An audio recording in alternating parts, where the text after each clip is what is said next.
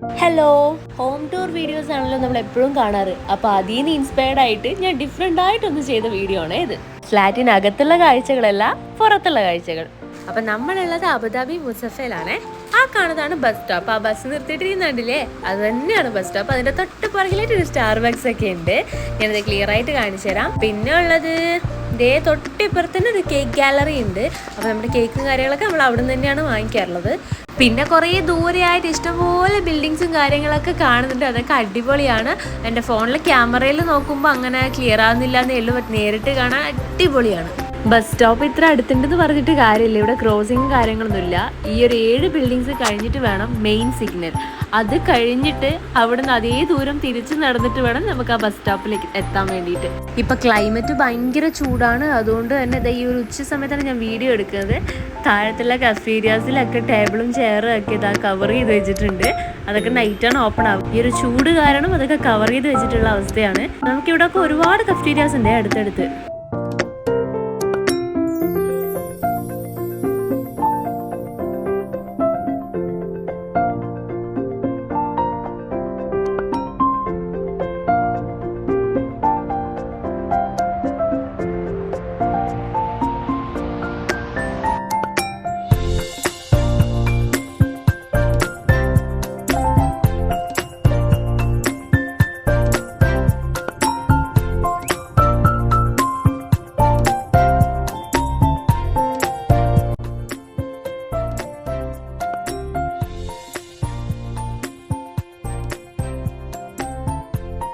Night ആയപ്പോഴത്തേക്കുള്ള അവസ്ഥ നോക്കി, ഭയങ്കര ട്രാഫിക് ആയിരുന്നു. എപ്പോഴും ഇങ്ങനെ ഉണ്ടാവാറില്ല. ഇതെന്തോ സംഭവിച്ചിട്ടുണ്ട്, അതുകൊണ്ടാണ് ഇങ്ങനെ ട്രാഫിക്. അയ്യോ, ഒന്നും പറയണ്ടായിരുന്നു.